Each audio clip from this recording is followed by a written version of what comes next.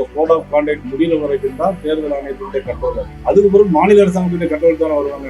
அது கூட முதலமைச்சர் புரியலையா? அவரை பொறுத்தவரை இதுவரைக்கும் ஒரு கவுன்சிலர் கூட அவங்க கட்சியில யாரும் கிடையாது. இந்த மாதிரி சூழ்நிலையில இந்த மாதிரி பெரிய வார்த்தைகள் பேசணுமாங்கிறது அது அவர் தான் பொறுத்து. 6 மாசம் முடிஞ்சிச்சு, இந்த 2.5 வருஷம். அவருக்கு 2.5 மாசம் தான். அவர் சொன்னது உண்மைதான். மதிப்புக்குரிய சேருபாபு என்னுடைய நண்பர். அவர் சொன்னது உண்மை. எப்படின்னா எங்களுக்கு பிஜேபியில 3 வருஷம் தான் எங்களுடைய பதவி. இவர் மாவட்ட தலைவர், இவங்க எல்லாத்துக்கும் எனக்கும் இங்க பாருங்க எங்களுக்கும் சேர்த்துதான் 3 வருஷம் தான் அது. அதுக்கப்புறம் ஒருவேளை எக்ஸ்டெண்ட் பண்ணுவாங்க, இல்லைன்னாக்கி இப்போ 6 மாசம் முடிஞ்சிச்சு, இந்த 2.5 வருஷம். அவருக்கு 2.5 மாசம் தான் இருக்கு. நேற்று சொன்னாரு, திருப்பி பதில் சொல்லியிருக்காரு, அந்த 2.5 வருஷங்கள் நிரந்தரம் இல்ல, மத்திய தலைமை முடிவு பண்றதா, ஒரு மியூசிக் சேர் போன்ற பதவி தான் இப்ப அவர் இருக்கிறது அப்படின்னு இன்னைக்கு இப்ப காலையில சொல்லியிருக்காரு. அவர் இருக்குது திமுக கட்சியில் உள்ள பத்தி சொன்னா பரவாயில்ல, எங்களுடைய கட்சி பத்தி அவர் சொல்ல வேண்டிய அவசியம் என்ன? நான் ஏற்கனவே சொன்னேன், எனக்கு நெருங்கிய நண்பர் கோயிலுக்கு கேட்டதெல்லாம் செஞ்சு தருவாரு. முதலமைச்சரே நயனாராயணன் கேட்டா செஞ்சு கொடுங்கன்னு சொல்லியிருக்காரு அப்படின்னு சொல்லி சட்டமன்றத்திலே பேசியிருக்காங்க. அந்த பிரச்சனை வேறு, அவர் இருக்கிறது திமுக. நான் சொல்றது என்ன சொன்னா, இந்த ஆட்சிக்கு 2.5 மாசம் தான் இருக்கு. இப்ப நாங்க ஏற்கனவே விளக்கி சொன்னோம், இந்த ஆட்சிக்கு 2.5 மாசம் தான் இருக்கு. தமிழக வெற்றி கழகத்தோட பாஜக திமுக ஏற்கனவே எடப்பாடி பழனிசாமி கூட்டணி உருவாகும் போது கொடி பறக்குது அப்படின்னு தான் சொல்லியிருந்தாரு. கூட்டணி வரதுக்கு மாறுவதற்கு வாய்ப்புகள் இருக்கா? அதாவது அவருடைய கருத்தை சொல்லியிருக்காரு. நாங்க யாரையும் கூப்பிடல. இன்னும் தேர்தலுக்கு காலங்கள் இருக்கு. அரசியல்ல நிரந்தர நண்பரும் கிடையாது, நிரந்தர பகைவரும் கிடையாது. அவரை பொறுத்தவரை இதுவரைக்கும் ஒரு கவுன்சிலர் கூட அவங்க கட்சியில யாரும் கிடையாது. இந்த மாதிரி சூழ்நிலையில இந்த மாதிரி பெரிய வார்த்தைகள் பேசணுமாங்கிறது அது அவர் தான் பொறுத்து பேசணும். அதனால எங்களுடைய கட்சி, எங்களுடைய கூட்டணி வெற்றி பெறும். இப்ப திமுக இவ்வளவு கூட்டணி ஸ்ட்ராங் சொல்றீங்க.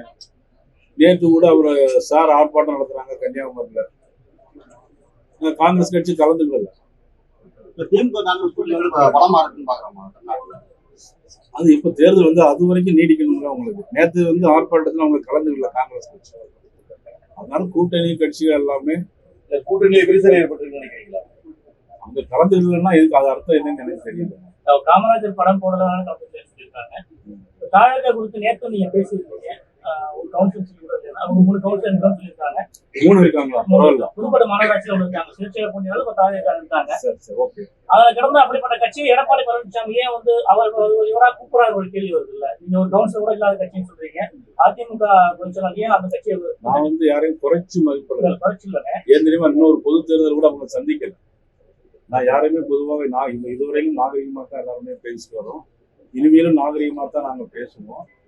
ஆனா யாரையும் குறைச்சு மதிப்பிடவோ இல்லை. அவங்க ஒரு கவுன்சில் கூட ஆகல, இவங்க சட்டமன்ற தேர்தல் கூட இன்னும் சந்திக்கல. எந்த சூழ்நிலை எடுத்த உடனே அப்படி சொல்றாங்கிறதுனால தான் அது உங்களுடைய பார்வையில் நீங்க எப்படி வெளியேப்படுத்த போறீங்கிறது எனக்கு தெரியும். பாஜக மாநிலத்தில் வெற்றி பெற்றா அந்த பதவியில் உள்ள திமுக நிர்வாகியோட பதவியும் பறிக்கப்படும் சொல்லி முதலமைச்சர் சொல்லியிருக்காரு, ஸ்டாலின் சொல்லியிருக்காரு. இது பயமா? அப்படி அவர் எல்லா தொகுதியும் அது மாதிரி தான் சொல்லியிருக்காங்க. இந்த பர்டிகுலரா உங்களுக்கு மென்ஷன் இல்லை, ஒவ்வொரு தொகுதியிலுமே பத்திரிகையில பெருசுபடுத்திருக்காங்க. ஒவ்வொரு தொகுதியிலுமே என்ன சொல்லியிருக்காங்க அப்படின்னா, ஒவ்வொரு தொகுதியிலும் பொறுப்பாளரையும் கூப்பிட்டு நீங்க உங்க தொகுதியில ஜெயிக்கல அப்படின்னா உங்க பதவியை எடுத்துருவாங்க. 234 சட்டமன்ற தொகுதிக்கும் அதை சொல்லியிருக்காங்க. அதை நான் அப்படிதான் கேட்டுட்டேன்.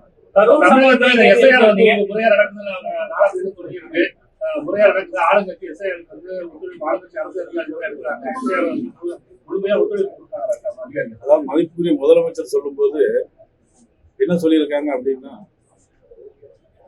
எல்லா அரசு அதிகாரிகளும் தேர்தல் ஆணையத்துக்கு கட்டுப்பட்டவங்க. அதை தேர்தல் ஆணையம் என்ன சொல்லுதோ அதைதான் செய்வாங்க அப்படின்னு சொல்லியிருக்காங்க. அது தேர்தல் முடிகிற வரைக்கும் தான். தேர்தல் ஆணையம் ஒரு பொறுப்பை கொடுக்குன்னா தேர்தல் 1 மாசமோ 2 மாசமோ அந்த கோட் ஆஃப் கான்டாக்ட் முடிகிற வரைக்கும் தான் தேர்தல் ஆணையத்துடைய கண்ட்ரோல் இருக்கு. அதுக்கு பிறகு மாநில அரசாங்கத்துடைய கண்ட்ரோல் தானே வருவாங்க. அது கூட முதலமைச்சர் புரியலையா? செய்திகளை உடனுக்குடன் தெரிந்து கொள்ள கீழ்க்கண்ட கேபிள் மற்றும் டிடிஎச் நெட்வொர்க்குகளில் எம் நாடு செய்தி தொலைக்காட்சியை காணுங்கள். பாதகம் செய்பவரை கண்டால் நாம் பயம் கொள்ளலாகாது பாப்பா. மோதி மிதித்துவிடு பாப்பா, அவர் முகத்தில் உமிழ்ந்துவிடு பாப்பா. அண்மை செய்திகளை உடனுக்குடன் தெரிந்து கொள்ள இணைந்திருங்கள் எம் நாடு தொலைக்காட்சியுடன்.